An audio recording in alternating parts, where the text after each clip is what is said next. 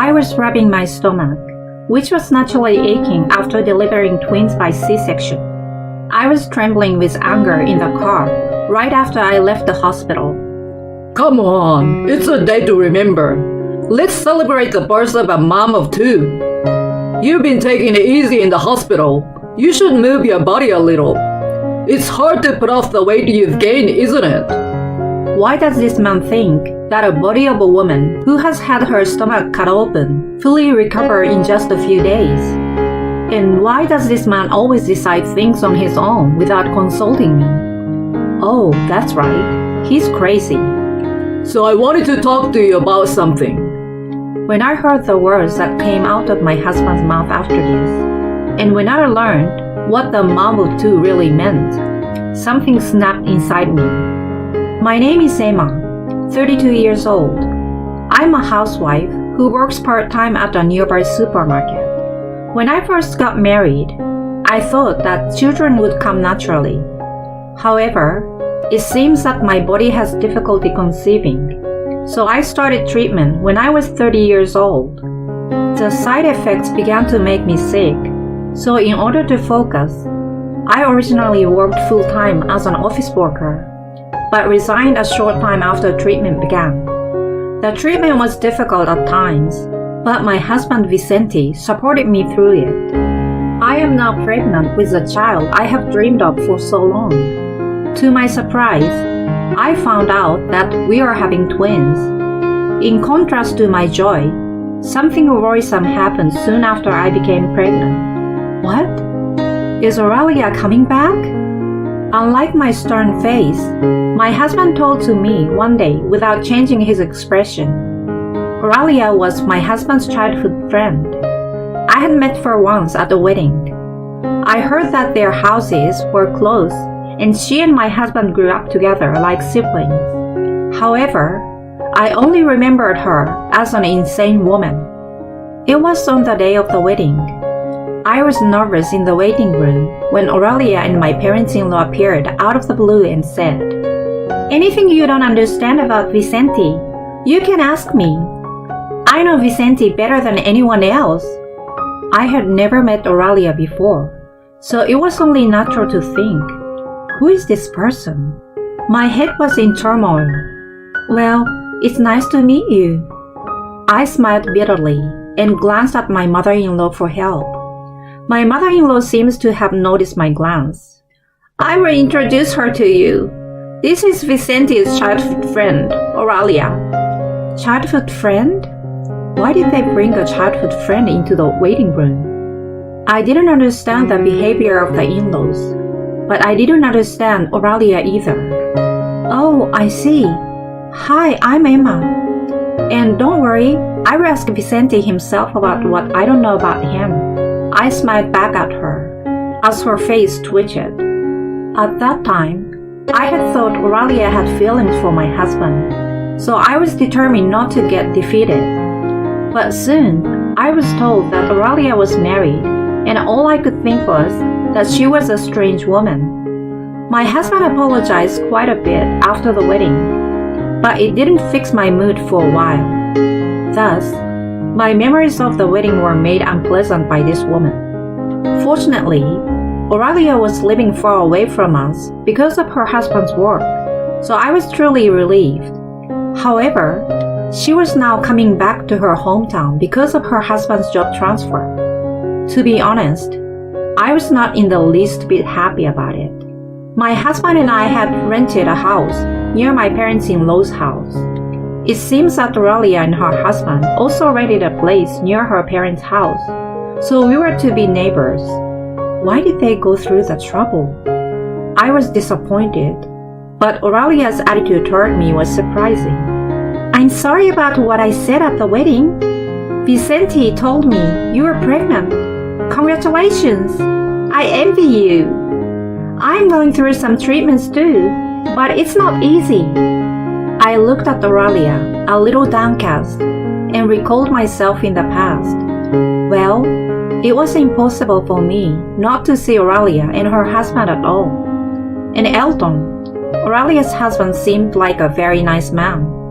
Aurelia seems to love her husband, and there seems to be nothing going on between her and Vicente. Still, the bad memories of the wedding will never disappear. Time can't be turned back. I would ostensibly talk to Aurelia, but I had no intention of opening up to her at all. Meanwhile, the twins were growing well, and my husband was doing a great job with the housework. I'm sure having twins will be very difficult. I'm worried about your body, but I hope you give birth to healthy twins. He also worried about my health like that too. Aurelia was a housewife, so she often visited her parents' home, and even my in-laws' home, though she was merely a childhood friend. She never came to our house, but I did not feel very happy about it when I met her at my in-laws' house. When Aurelia was not there, I asked my mother-in-law, I feel Aurelia is too close to Vicente for a childhood friend. Did they used to date or something? My husband denied it, but I was wondering all along. My mother-in-law looked at me with a puzzled look on her face. Those two? That would never happen. Aurelia's parents both worked, so she used to come over to our house a lot.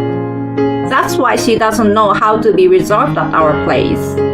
From your point of view, I understand you don't feel good about her, but our family can shoo her away.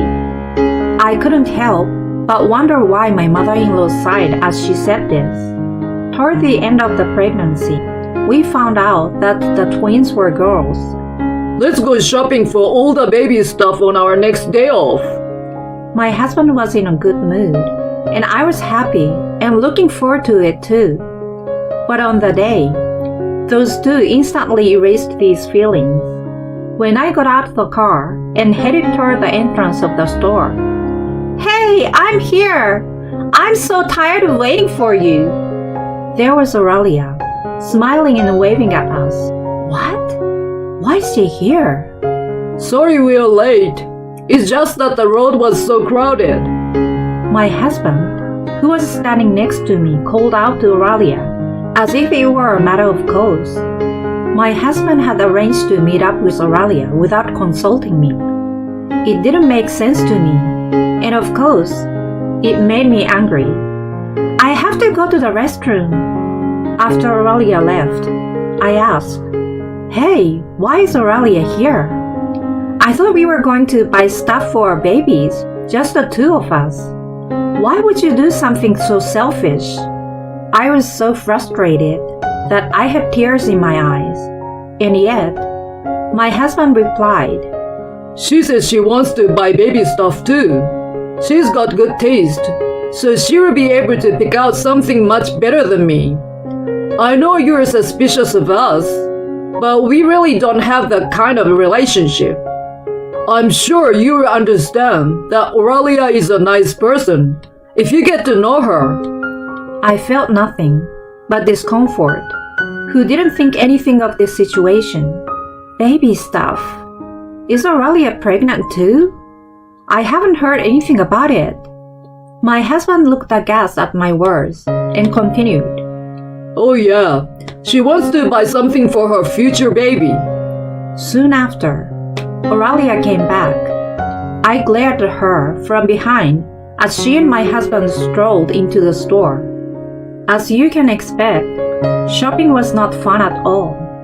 I'm not feeling well, so I'm going to sit over there, I said, and sat down on a bench alone. I saw them shopping happily and started to feel sick, even though my morning sickness should have stopped.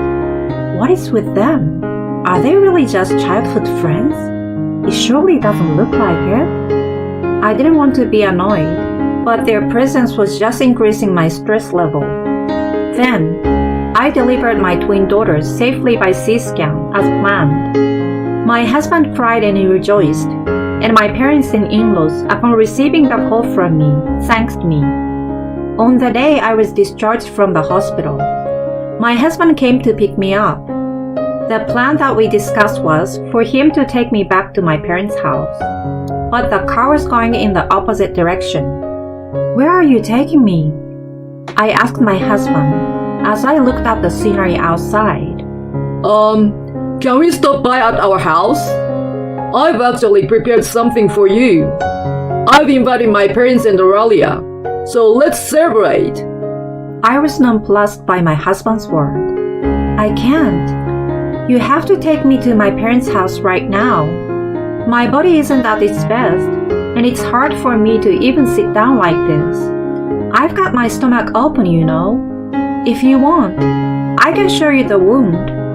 Are you trying to have a party or something? Are you crazy? My husband said, miffed at my attitude, raised his voice. Come on, it's a day to remember. Let's celebrate the birth of a mom of two. You have been taking it easy in the hospital. You should move your body a little. It's hard to put off the weight you've gained, isn't it?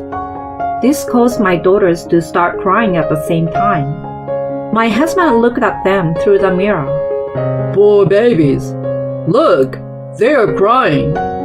We're almost home, so we should take a rest, and then we'll go to your parents' house. That sounds good, doesn't it? I mean, it must be hard to take care of twins, right? So I wanted to talk to you about something.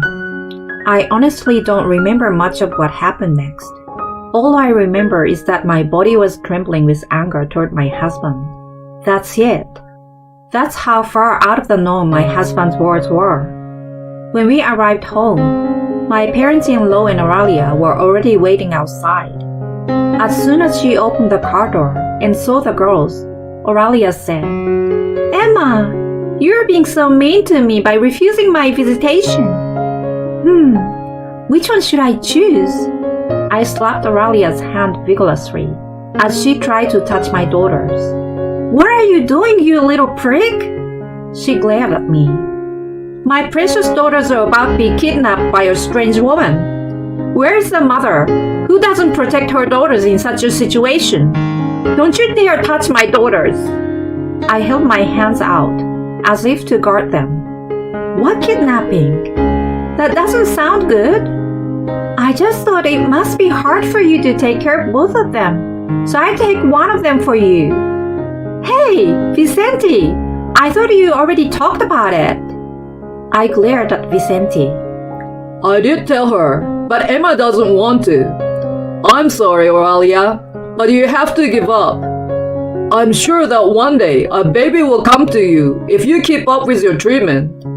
He said to Oralia calmly. But this woman is actually crazy. It's too late now. I'm ready to raise a baby. And I bought all the stuff too. If you're saying you don't want to, then pay me for the cost, she shouted.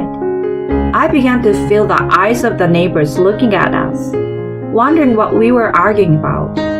My mother-in-law sensed this and said, Oralia, I'm sorry. Please go home for the time being.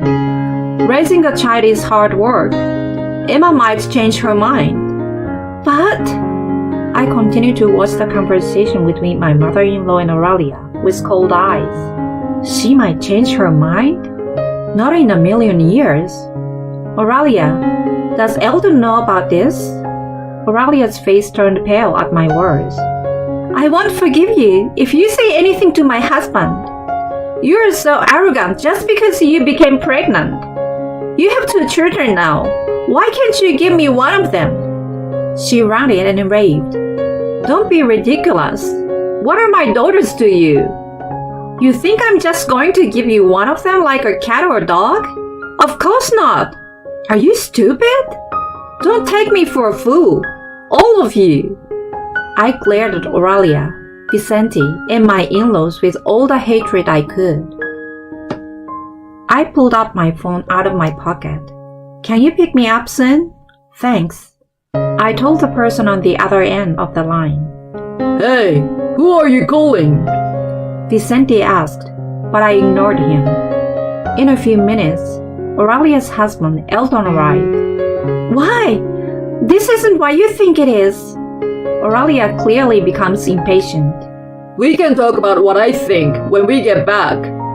Come on, let's go. With a stern face, he took Oralia home. I had exchanged contact information with Eldon not long ago. He also seems to suspect an affair between them as I did. Also, Because Aurelia started to buy things for babies, he thought that she might be pregnant with Vicente's child. We asked the detective to investigate, but the only result was that the two were just friends. Then we began to suspect something else. Aurelia was talking over the phone yesterday, and it was probably Vicente. I heard a voice saying something about one of the twins. I don't want to think so, but We only found out about the plan the day before the birth. I told the hospital that I want to refuse to see anyone but my parents out of fear. Also, I proceeded to prepare for divorce, which I had been thinking about for a long time. If there is not enough evidence, it is meaningless. I wanted to get the divorce in my favor, so I intentionally kept my husband in the dark. I wanted to talk to you about something. I was thinking maybe Aurelia could raise one of the two. It would be easier for you, and Aurelia would be happy too. I think it would make everyone happy. I was able to record my husband's unbelievable suggestion in the car. I immediately sent a message to my parents asking them to pick me up. From then on, I kept Elton on the phone. They had no idea what I was doing, and they were all willingly saying that they were accomplices. Did they really think I would accept such an impossible proposal? My parents arrived shortly thereafter. As soon as they got out of the car, my father grabbed my husband. You! My mother and I desperately tried to stop my father from getting emotional. Dad, it's okay. He's not worth it. Let the lawyer take care of the rest. My father calmed down at my words. Yes, you are right. I'm sorry. Let's go home now. Today is the last time we will see these guys. I nodded to my father's word. Then Vicente said, Lawyer? The last time? Are we getting divorced? Why? We ended up not giving up a daughter, and I feel bad for the girls if they don't have a father. And there's no way you can live on your part-time income. As if taking advantage of my ranting husband, my mother-in-law follows. Yes, and I want to see my grandchildren too. Please don't decide everything on your own. We will raise our grandchildren as a family. My mother-in-law said something incomprehensible. I take a deep breath. I don't understand why you think we can still live together without getting a divorce after such an incident. I don't intend to do so. Besides, you were the one who gave up your daughter first. Are you stupid? When your daughters grow up and have children, if her husband and his family were to take them away from you, to give them to someone else because they feel sorry for her, as a father, would you be able to say that it can't be helped and hand them over? I don't think so. The look on my face at that time was so powerful that neither my husband nor my parents-in-law could say anything. My mother held me as I wavered and said, "Don't you ever come near my daughter and granddaughters again. Next time, I will call the police without mercy. Vicente's father is a teacher, right? Why did your son grow up to be such a punk? It's a small town, and now, with all this attention, I hope there won't be any strange rumors." My mother snickered softly. If that happened, I'm finished. My father-in-law fell to his knees, and my mother-in-law turned pale. "It's your fault, Vicente. If only you hadn't done that to Aurelia so long ago." My mother-in-law's anger was directed at my husband. But to me, it didn't matter. Emma, what are you going to do with all the baby stuff Aurelia bought? My husband asked in a pathetic voice. "You two bought all that stuff on your own, and I don't think it's any good. I don't need any of that stuff. I took my time and chose everything online, and have already placed it all at my parents' house. You have nothing to worry about. You can call my lawyer for anything else." I smiled, and my husband broke down in tears. After that, my husband and I got a divorce, although it took a while. In the end, there was no romantic relationship between my husband and Aurelia. I found out that Aurelia, who was unable to get pregnant, asked Vicenti's parents to help her with this horrible plan.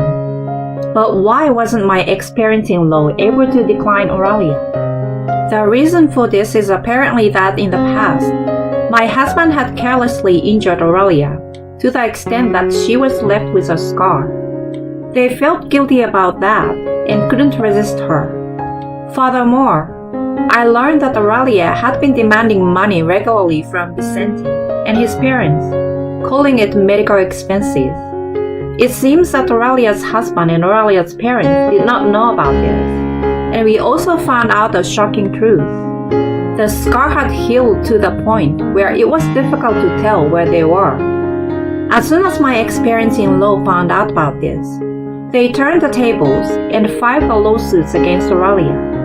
They claimed alimony, but Oralia's parents seems to be sensible people, and they disowned Oralia, who cried and begged them to help her. There was little evidence of the attempted kidnapping, and I could not give them any criminal punishment for it. However, Oralia's husband and I have both been emotionally distressed because of this incident, and we filed a claim for compensation for mental anguish against them. My ex-parents-in-law shifted the blame to Oralia. Oralia said, "I was the one who was mentally deranged. It was hard when my husband kept talking about our future child. I would take a psychiatric evaluation or anything." Elton, however, was happy with his life with Oralia. After he became suspicious about her relationship with my ex-husband, he regularly recorded their conversations. "It's your fault we can't have children. You're useless," she often shouted at him. "They say you lose your shape after childbirth, and a C-section leaves scars. I'm glad I was able to have a child without having to go through the pain." Elton had successfully recorded her phone call with my ex-husband. With this as evidence, Elton and I were victorious. The reason for Oralia wanting a child was because she didn't want to feel like she was losing to everyone around her. I was disgusted by such a self-centered reason. I don't want a woman like that to become a mother for the rest of her life. Maybe it is true that babies choose their mothers from the sky. That's what I thought to myself. As my mother said, rumors spread. Parents of my ex-father-in-law's students began to call the school to inquire about him. He eventually became neurotic and locked himself in at home. My ex-mother-in-law is a housewife, so the family's income was cut off. They apparently didn't have much saved up either. So now, the family of three seems to be living a simple life. My ex-husband seems to be living under shame now that his friends and co-workers found out about the incident. I hope he regrets his actions for the rest of his life. As for me, I'm busy taking care of my daughters every day. Thanks to the support of my parents, I'm getting by. When I contacted the company I used to work for, I was told that they would be waiting for me to come back anytime. You never know what life has in store for you, but I feel happy with the life I have now. As I watched my daughters sleeping peacefully in the same position, as if in synchronization with each other, I vowed to be a strong mother.